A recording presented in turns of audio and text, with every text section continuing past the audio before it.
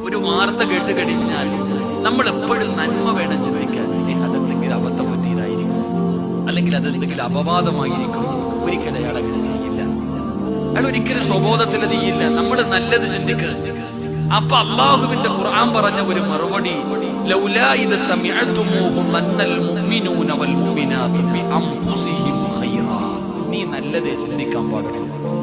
ആരെക്കുറിച്ച് എന്ത് പറഞ്ഞാലും, ജമാഅത്തിന്റെ പ്രസിഡന്റ് ആകട്ടെ, സെക്രട്ടറി ആകട്ടെ, ഇമാമാകട്ടെ, അല്ലെങ്കിൽ ഇതിന്റെ പ്രവർത്തകരാകട്ടെ, നിന്റെ കുടുംബക്കാരനാകട്ടെ, ആരുമാകട്ടെ, ആരെക്കുറിച്ച് പറയുന്ന ഒരു വാർത്ത കേട്ടാലും നീ നല്ലതേ ചിന്തിക്കാവൂ. ഒരിക്കലും മോശമായത് ചിന്തിക്കരുത്. നീ ഒരിക്കലും ഷെയർ ചെയ്യരുത്. ഒരാളെ നീ നാണം കെടുത്തരുത്. മനസ്സ് വേദനിച്ചുകൊണ്ട് പടച്ചവനോട് പറഞ്ഞ അള്ളാന്റെ സഹായം വരുമ്പോഴും മനസ്സ് വേദനിച്ചുകൊണ്ട് അള്ളാഹുവിന്റെ ഹസ്ബുനല്ലാഹ് ഹസ്ബുനല്ലാഹ്. ആയിഷ ബീവിയുടെ ദിക്റായിരുന്നു ഹസ്ബുനല്ലാഹു നിഅമൽ വകീൽ നിഅമൽ മൗലാ വ നിഅമൻ നസീർ. മനസ്സ് വേദനിക്കുമ്പോ ആ ദിക്ർ 3 പ്രാവശ്യം പറഞ്ഞാൽ മതി, സമാധാനം കിട്ടും. അള്ളാഹു നമുക്ക് ഈമാൻ നൽകുമാറാകട്ടെ.